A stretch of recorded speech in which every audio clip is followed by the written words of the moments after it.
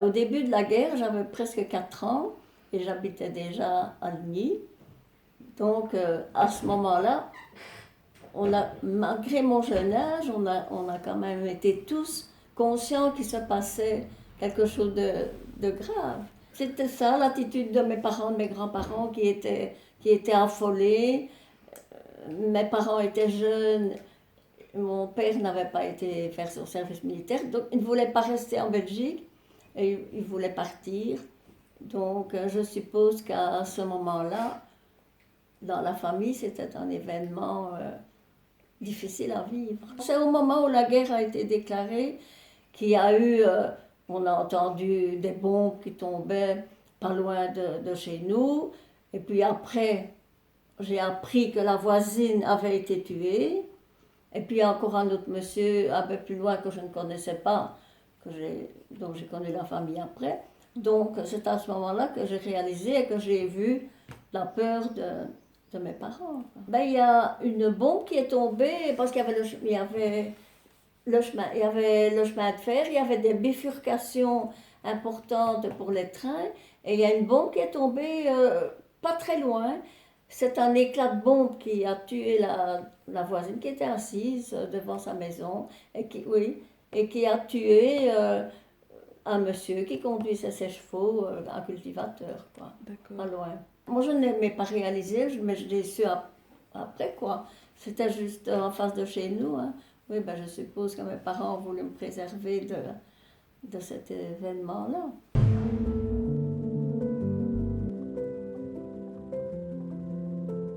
À la suite de ces événements-là, et de la peur que mes parents avaient, et surtout mon père, on- ils ont décidé de partir. Et D'accord. voilà, on a quitté notre maison. Je me rappelle même bien qu'on est parti à vélo. Je ne sais pas ce que sont devenus les vélos après, je ne sais pas. Toujours est-il que ce que je me souviens, c'est qu'on est monté dans un train de marchandises après. C'est Et, quel jour que vous êtes parti? oh, ça je ne sais pas. C'est-à-dire, Quelques jours après, presque tout de suite après.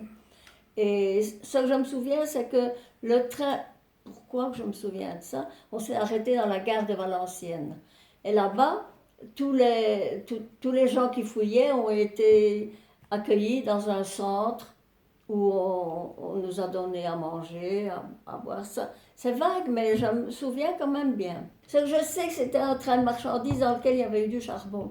Parce que ma maman m'avait dit après que j'étais noire et que quand on est arrivé dans le centre de Valenciennes, on a pu aller, on a même donné des autres vêtements et on a été me laver. Ah, c'est ce qu'on m'a dit et ça j'ai retenu. Ce que je sais, c'est qu'on est arrivé dans la région de Vichy.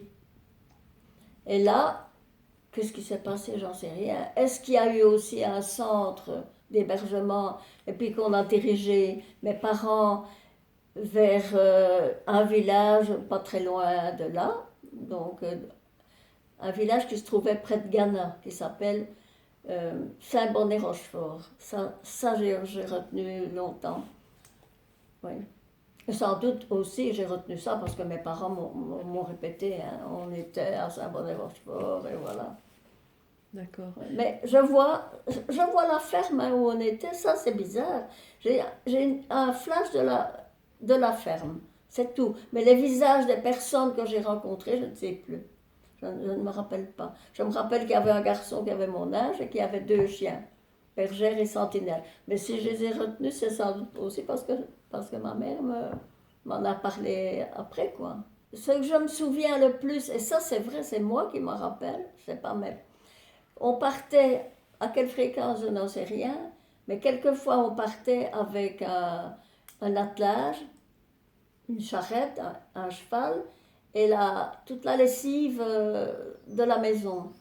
Donc on allait avec la femme de la ferme, et ma maman et mon père, et le gamin, ça je revois, et on allait au bord d'une rivière, que j'ai appris après que ça s'appelait la Sioule. Mais je vois encore le lieu, hein, ça c'est bizarre. C'est juste à part ça, des autres choses. Si, aussi que j'allais parfois rejoindre des enfants qui habitaient près d'une église, dans ce village-là, mais que les gens n'étaient pas très accueillants avec moi. Ouais, je pense qu'ils n'étaient pas très contents au sujet des Belges. C'est tout ce que je me souviens de la vie du village, c'est tout. Et je ne sais pas quand on est reparti, je ne sais pas comment. Ce que je me souviens, c'est quand on est arrivé chez nous, que ça a été quelque chose de fort émotionnant. Ça, je me rappelle. Mes grands-parents, on habitait avec mes grands-parents, ils ne savaient pas où on était, ils n'avaient pas eu de nouvelles du tout pendant 3 mois. Pas du tout. Donc, quand on est rentré, je revois encore ma grand-mère qui était éplorée, quoi.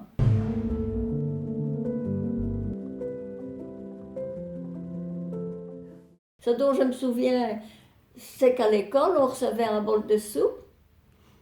Et alors, on recevait aussi des gélules d'huile de foie de morue. Non, pas des gélules, des cuillerées.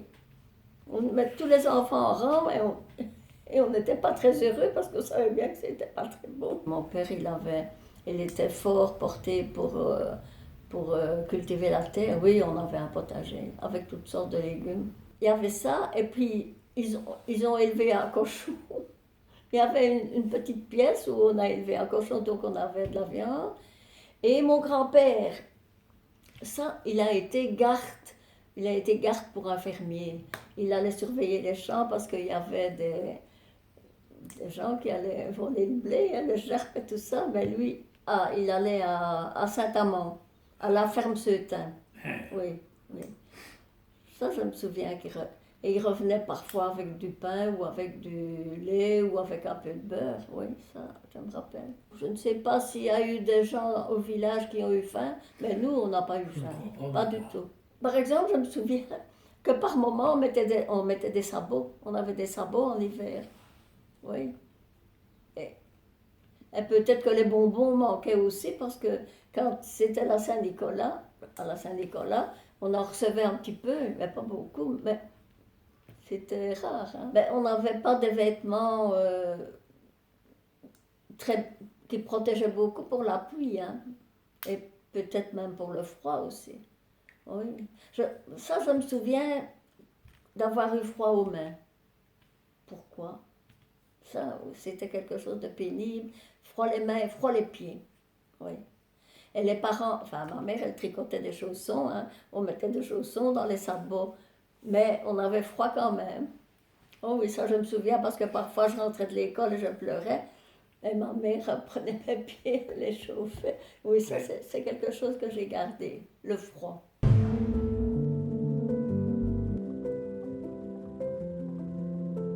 Quand on est arrivé à la fin de la guerre, que les Allemands étaient aux abois, ils ont bombardé la station d'Ottigny.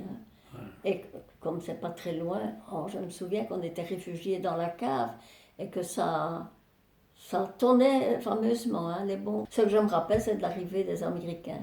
Ah, ça, c'était un branle-bas terrible. Hein. Ah oui, quand les gens étaient excités, et les soldats venaient de Saint-Amand, en tout cas, et tout le monde, les gens criaient, voilà les Américains, voilà. Donc les tanks sont passés et on courait tous voir. Hein. Et après, quand on avait l'occasion de passer là, tout près de où ils campaient, où leur camion était, ils nous donnaient parfois du chocolat ou des chiclettes, du chewing-gum.